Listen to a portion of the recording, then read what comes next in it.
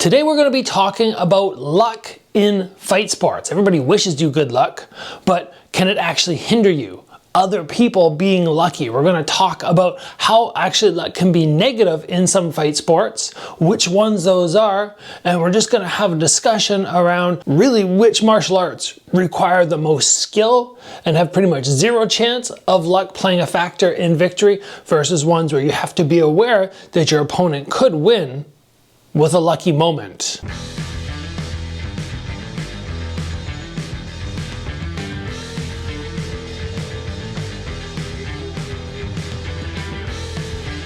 So I was on a call today with X Martial, the guys at X Martial, awesome company, can't recommend them enough. And one of the guys said, well, I'm about to go on a little bit of a jujitsu kick. Like I'm really gonna push the jujitsu and I gotta really dial in everything because you just can't get that lucky in jujitsu. And it got me thinking, whoa, maybe I should make an episode on luck in fight sports and the dangers of other people being lucky as well. So first let's break down which martial arts have the most likelihood of a lucky moment or your opponent landing a lucky shot, submission, whatever it is.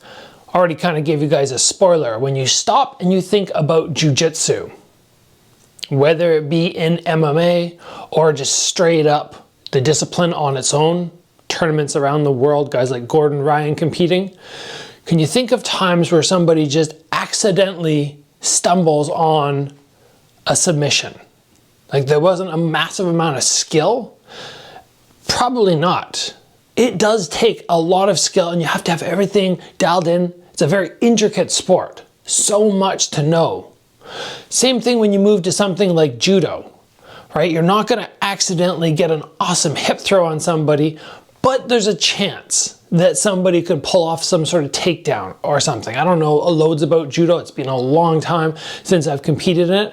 When we start moving into other fight styles where we go, okay, boxing.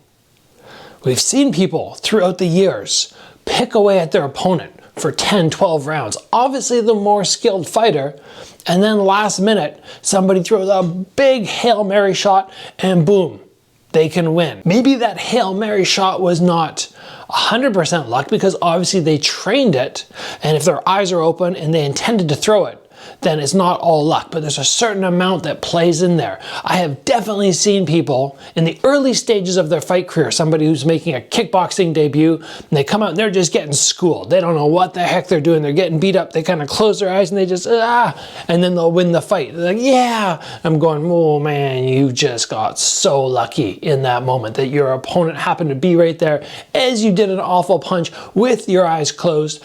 I believe, after thinking about it, that anything on the ground is most likely going to require a higher skill set in terms of what techniques you need to know and the small chance that luck will play a factor. When we move into striking sports, people are going to go, oh, okay, yes, it's very high level competition, but there is that puncher's chance that they get that fluke shot. What does this mean? What does this mean to me? We're going to dive right into that and why you should be worried if you're a striker. Before that, I just want to remind you guys that this awesome company is making fantastic gear, just crazy awesome patterns like this, fun apparel with dinosaurs on. They don't always take themselves too seriously, and that's what I love about the apparel they're putting out. Fight sports can be a brutal place to be, a brutal world at times, but it doesn't need to be all the time. Bringing some joy into it, something that makes me laugh, that makes me smile a little bit. I love it. I'm gonna put a link down below. You can check out these guys' website. Use my coupon code Gabriel Varga to save 10%. Now we're speaking about why you need to be a little bit more concerned about this luck if you're in striking sports. If I go in for a jiu-jitsu roll and somebody submits me, I'm not going, oh man, that was just so lucky they got that. I'm usually going, oh, they're better than me, and I just got to get better. It's as simple as that. But I have been in for sparring sessions where somebody just throws the dumbest shot and they get lucky and they kind of clip me. I'm like, oh, geez, that shouldn't have worked, but it did. So why is this important? Well, if you have a fight coming up, you need to remember that people have that puncher's chance, and you cannot let off on your defense, your focus, for even a split second, because somebody might just do this dumb technique, throw that Hail Mary, even with their eyes closed. You've got to be on point. You've got to have that focus. The defense, which I talk about on this channel time and time again, that is why we need the focus there.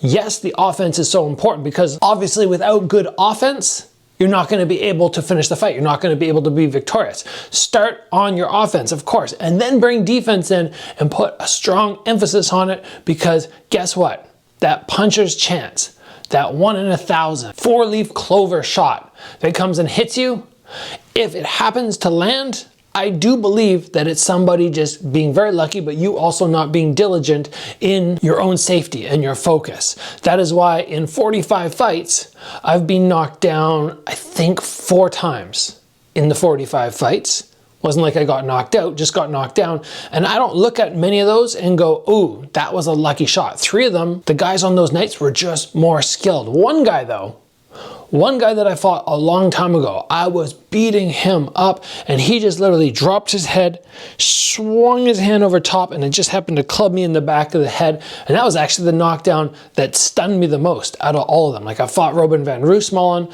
fought K1 champion Yuta Kubo. Those guys dropped me, but those were short, perfect placed shots, and I didn't actually feel that rattled. But the luck one, that one threw me for a loop. And I was actually very fortunate that it hit me about 2 seconds before the bell, so I had the whole round to recover, come back, and get the victory. Luck is a tricky thing, and it's interesting because people always say when you have a fight coming up, good luck.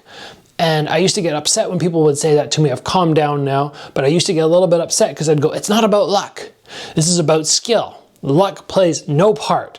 And what I'd like to think is luck is playing no part for me, because I'm going in with skill and I'm going to be the more skilled fighter. But I need to be aware of the luck on the other opponent's side, because if they're not as skilled as me, I can beat them 9 out of 10 times. But that 1 out of 10 times, you need to be wary, because you don't know what's going to happen. You don't know how things are going to play out when fortune is favoring them. So keep that in mind. Let me know down in the comments below. Do you disagree with me? Do you think there is more luck involved in jiu-jitsu? Keep in mind, I've only done a couple years of rolling, and it's kind of do it for a month, take a couple months off, do it again. So I don't know nearly as much as many people out there, but I'm interested to see if anybody disagrees and they think there's less luck in striking and more so in jiu-jitsu.